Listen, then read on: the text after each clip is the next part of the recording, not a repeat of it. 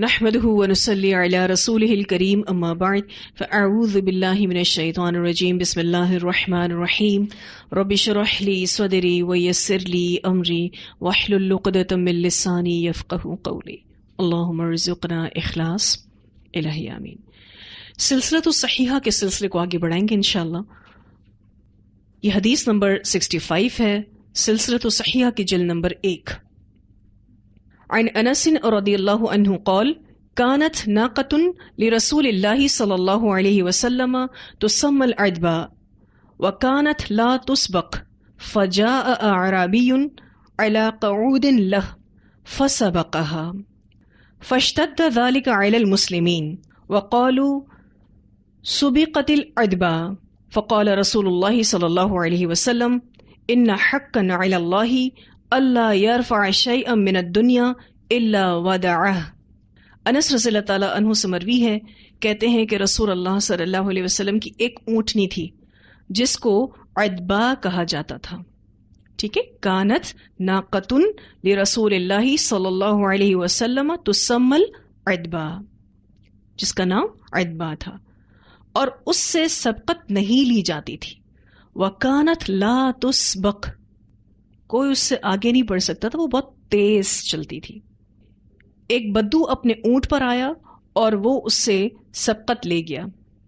فجاء اعرابی علی قعود لہ فسبقها، یہ مسلمانوں پر بڑا گراں گزرا۔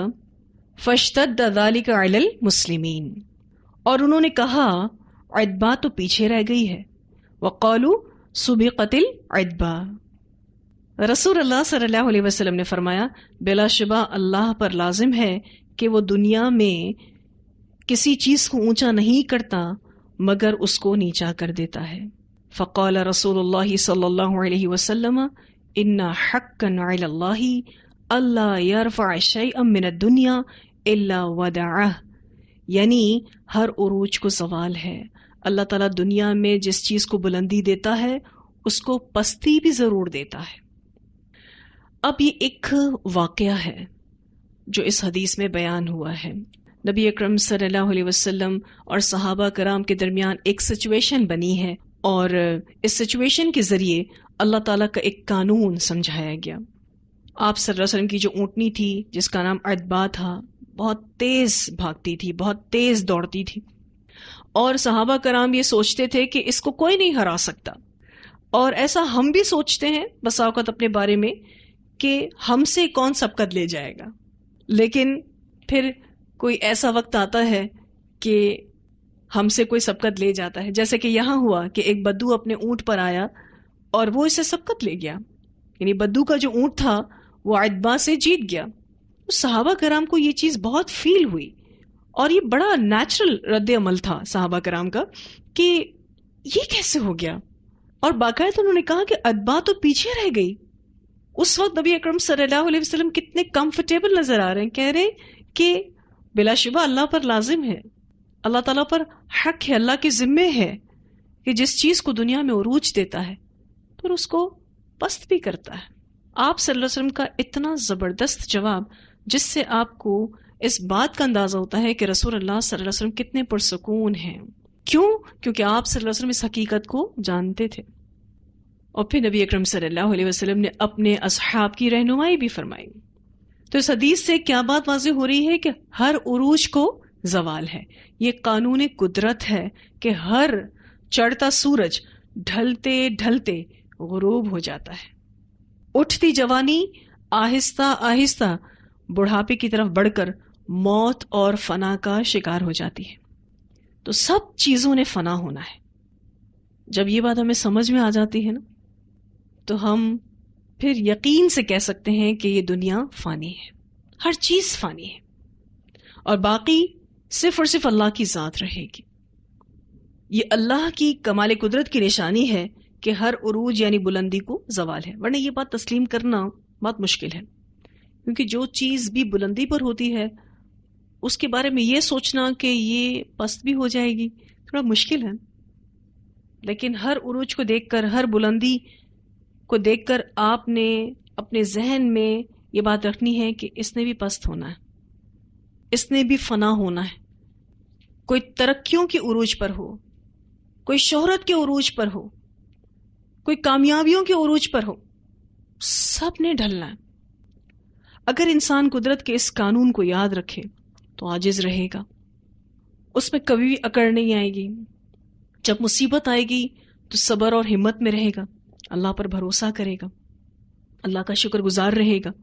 یہ چھوٹی سی زندگی اللہ کی فرما برداری میں گزر جائے، اس بات کی فکر میں رہے گا۔ آج اگر کوئی بلندیوں کو پائے ہوئے ہے، کل اس کا یہ سب کچھ ختم ہونا ہے۔ اس بات کو ذہن میں رکھتے ہوئے زبان سے کوئی ایسی بات نہ نکلے، رویوں سے کسی کو کوئی ایسی بات محسوس نہ ہو جس میں تکبر اور بڑائی ہو۔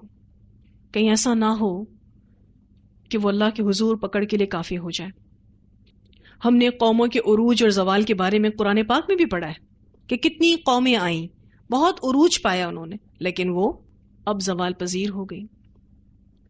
تو یہ بہت بڑی حقیقت ہے کہ بہت سی قومیں زوال پذیر ہوئیں، اور اللہ تعالیٰ قرآن پاک میں ان کے زوال کی وجہ بھی بتاتے ہیں کہ وہ اللہ کی نافرمانی کرتی تھیں۔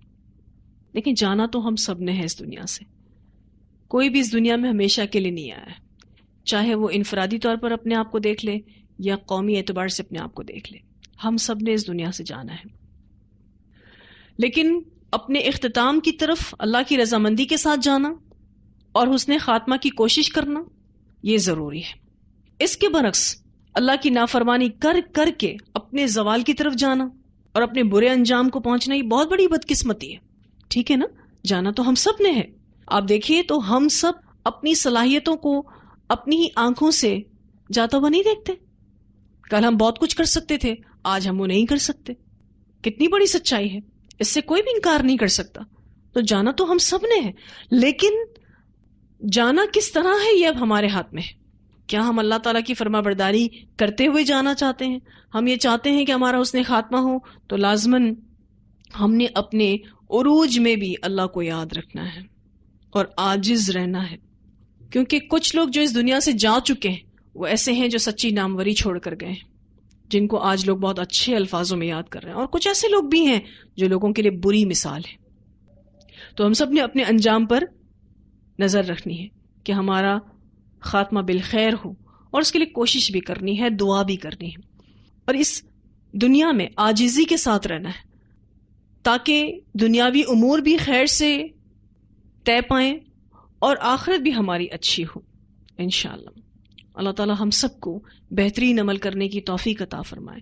تو بہت اہم سبق اس حدیث سے ملتا ہے کہ اللہ تعالیٰ دنیا میں جس چیز کو بلندی دیتا ہے اس کو پستی بھی ضرور دیتا ہے۔ یہ قانون قدرت ہے، یہ بہت بڑی حقیقت ہے، ہم سب کو اس کو یاد رکھنا چاہیے، اور جب ہم اس کو یاد رکھتے ہیں تو لازماً ہمارا عمل بہت بہتری کی طرف ہوتا ہے۔ تو سلسلۃ الصحیحہ کے اس سلسلے کو ہم یہیں روکتے ہیں، انشاءاللہ اگلی کلاس میں اس کو آگے بڑھائیں گے۔ وآخر دعوانا ان الحمد للہ رب العالمین، سبحانک اللہم وبحمدک، نشہد ان لا الہ الا انت، نستغفرک ونتوب الیک۔